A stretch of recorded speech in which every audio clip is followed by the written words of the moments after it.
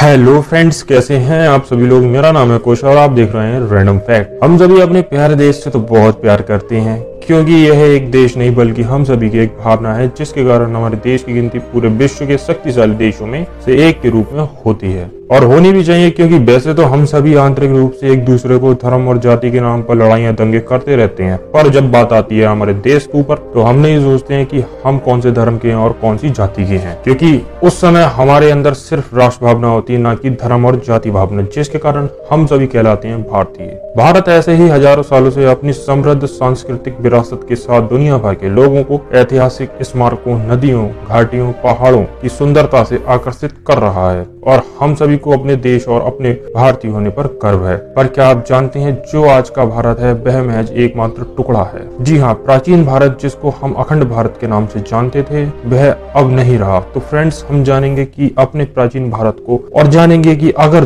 जो प्राचीन भारत का बंटवारा हुआ है वह सभी आज भी अगर मिले होते तो आज का भारत कैसा दिखता। तो फ्रेंड्स, शुरू करते हैं और बढ़ते हैं अपने पहले बंटवारे की ओर।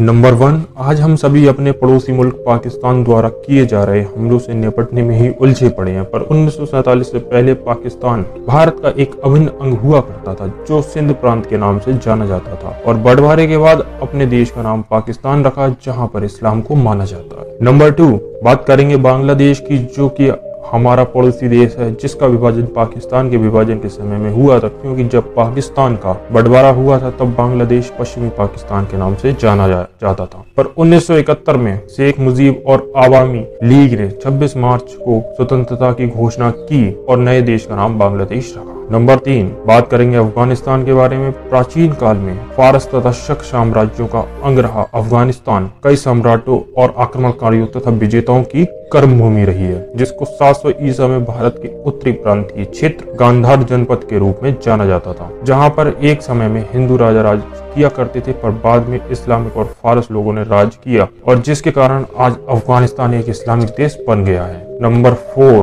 बात करेंगे नेपाल के बारे में, जो माता सीता जी की जन्मभूमि है और जो गौतम बुद्ध जी जो शाक्य वंश के राजकुमार थे, उनका जन्म भी नेपाल के लुम्बिनी में हुआ था और जो पहले के समय में यह हिंदू प्रांत हुआ करता था, जहां पर हिंदू राजाओं का राज हुआ करता था और प्राचीन समय में नेपाल को देवघर भी कहा जाता था। नंबर 5, बात करेंगे तिब्बत की, जिसको चीन अपने हिस्सा मानता है, पर वह नहीं जानता कि तिब्बत को प्राचीन समय में त्रिबष्टम कहा जाता है। तिब्बत में हमेशा से बौद्ध धर्म का पालन किया जाता रहा है। नंबर 6, बात करेंगे भूटान की, जो अपनी प्राकृतिक सुंदरता के लिए जाना जाता है, जो एक समय में भारत वर्ष का एक हिस्सा हुआ करता था। नंबर 7, बात करेंगे म्यांमार की, जिसको प्राचीन भारत वर्ष में ब्रह्म देश के नाम से जाना जाता था। 1937 में अंग्रेज सरकार ने भारत से अलग करके उसे ब्रिटिश क्राउन कॉलोनी बना दिया। म्यांमार के राष्ट्रपति आंग सान थे। आंग सान की सहयोगी यूनी की अगुवाई में 4 जनवरी 1948 में म्यांमार को अंग्रेज राज्य से आजादी मिली और नया देश कहलाया। नंबर 8, बात करेंगे श्रीलंका की।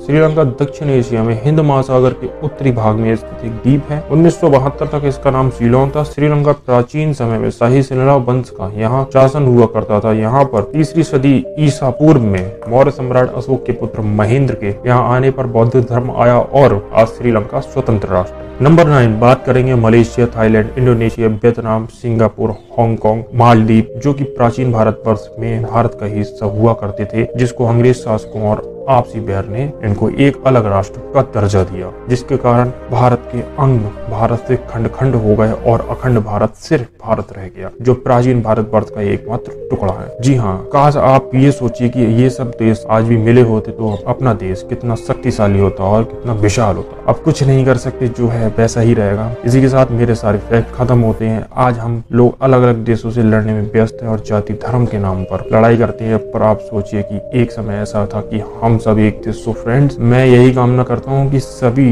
से प्यार करिए और एक दूसरे के साथ मिलजुल के रहिए। Bye bye, take care, love you all.